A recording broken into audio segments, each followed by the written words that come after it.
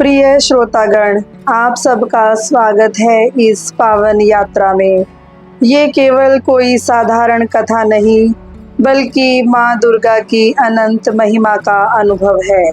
नवरात्रे आते हैं तो घर आंगन में दीप और सजावट ही नहीं होती, बल्कि आत्मा के भीतर भी प्रकाश जगता है।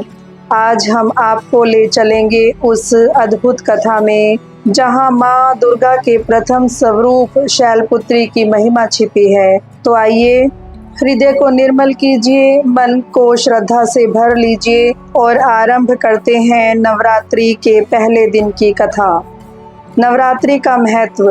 नवरात्रि केवल 9 दिनों का पर्व नहीं है, यह आध्यात्मिक ऊर्जा और आत्मबल का उत्सव है। नवरात्रि शब्द का अर्थ है 9 रातें। ये 9 रातें साधक को अंधकार से प्रकाश की ओर ले जाती हैं। धार्मिक महत्व। नवरात्रि में माँ दुर्गा के 9 स्वरूपों की आराधना होती है।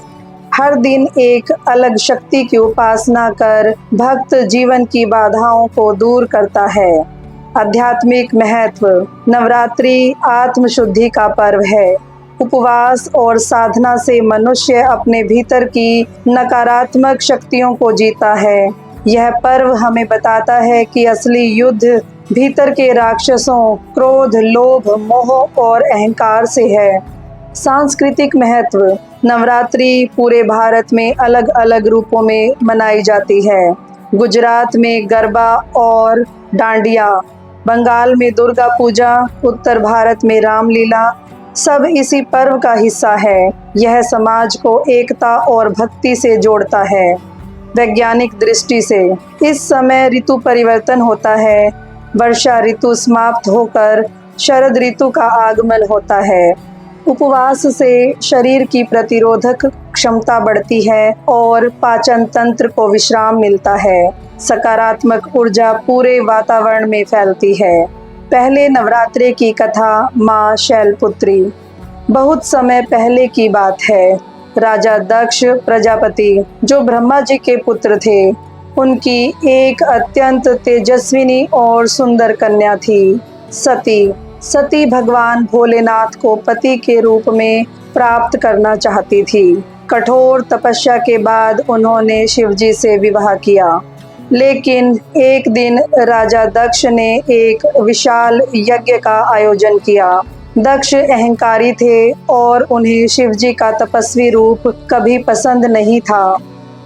उन्होंने अपने यज्ञ में सभी देवताओं को आमंत्रित किया, परंतु शिवजी और सती को आमंत्रण नहीं भेजा। सती ने जब देखा कि उनके पति का अपमान हुआ है, तो उनका हृदय जल उठा। वह अपने पिता के यज्ञ में पहुंची और वहां शिवजी के प्रति कटु वचन सुनकर व्यथित हो गई। पति के अपमान को सहन ना कर पाने के कारण सती ने यज्ञ अग्नि में अपने प्राण त्याग दिए।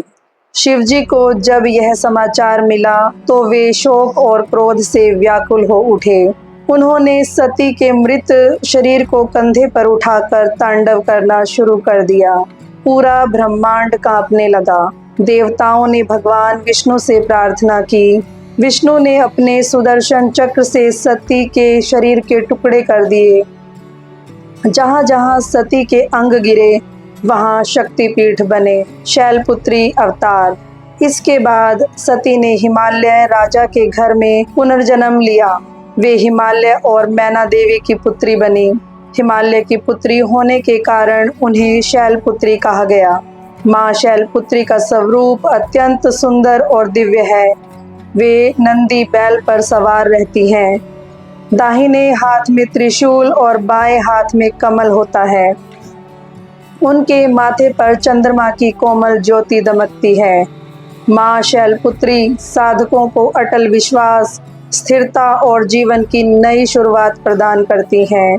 पहले दिन भक्त माँ की पूजा करके जीवन की नींव मजबूत करते हैं। जैसे किसी भवन की पहली ईंट सबसे महत्वपूर्ण होती है, वैसे ही नवरात्रि की पहली पूजा माँ शैलपुत्री के बिना अधूरी है।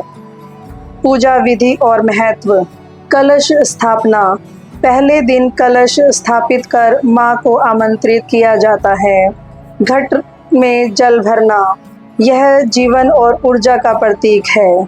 शैलपुत्री की पूजा धूप, दीप, पुष्प और नवेद से माँ की आराधना की जाती है। विशेष भोग माँ को घी और दूध अर्पित करना विशेष फलदायी माना गया है। फल इस दिन व्रत रखने और पूजा करने से जीवन की स्थिरता बनी रहती है, रोग और कष्ट दूर होते हैं।